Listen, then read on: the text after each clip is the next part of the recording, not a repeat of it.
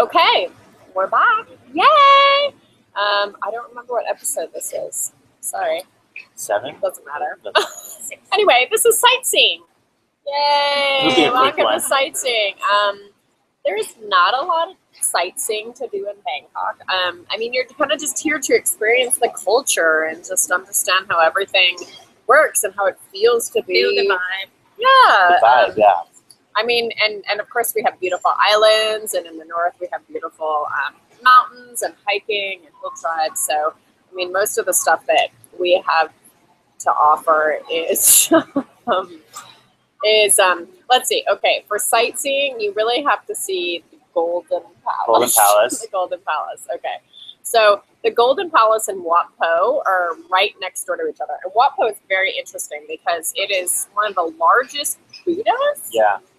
In Thailand. I think it's 150 meters long, and it's beautiful. Yeah. Big and gold and huge. I would definitely recommend not missing that. And I think when you go to the Golden Palace, which is really like our big go-to site here, I think you can actually buy your ticket to include both of those. Yeah, I did. Is it about 500 baht? Or I think it was 500 baht. Yeah. So not very expensive. And the Grand Palace is amazing. Yeah, you walk in there and you just see all those, like, the Golden Dome, and there's another, like, just the dome. I say domes, but Yeah. it's amazing. You've never seen so much gold Yeah. in your whole life. And No, it's she's so never hot. been there. We have to tell her Yeah, about it. I'm listening. Anyway, it is very beautiful. It's really like our only like proper sightseeing to do. So it is quite touristy.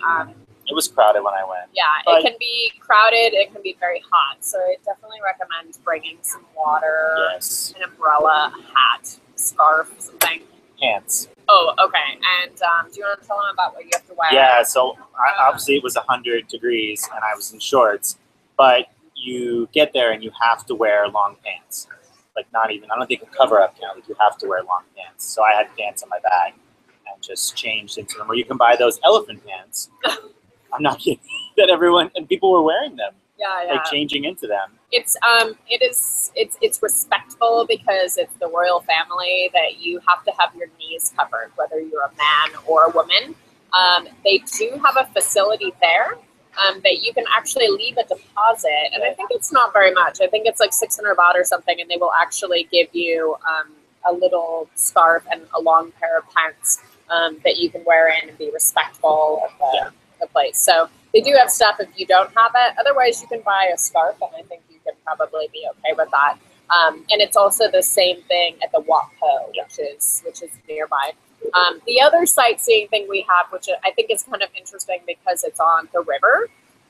Like I said, if you're that place that we were just talking about, the Grand Palace in Wat Po is up near in the northern part of Bangkok. I took the water taxi too. Yeah, and you can actually take the water taxi down the river from there, and there's another place that's called Wat Arun, which has some very important historical information that I don't remember. But it's pretty. Yeah. I take everybody there. I drove by it on a boat. You could also just drive by it in the boat, and it would be I had a zoom lens. It was We live in the day and age of like fancy cameras. We don't actually need to get out of the boat. No. Oh wait, before you go on, the Royal Palace. We said earlier, but it's not. It doesn't close from 3 to 4, or like some tuk-tuk driver tried to tell me.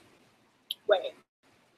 It actually closes. The last entrance into the Grand Palace, I believe, is 3:30. Okay. Yes. So be careful of that. The Grand That's Palace closes early. I don't remember Wat Po. I think Wat Po might be 5 or something. Yeah.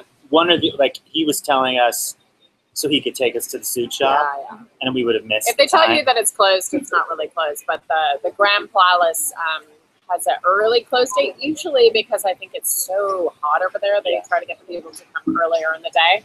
So, yeah, so there's that. And then you have on the river, you can take the riverboat down and you can go to Wat Arun. And you can ask on the riverboat if you're not quite sure where to get off.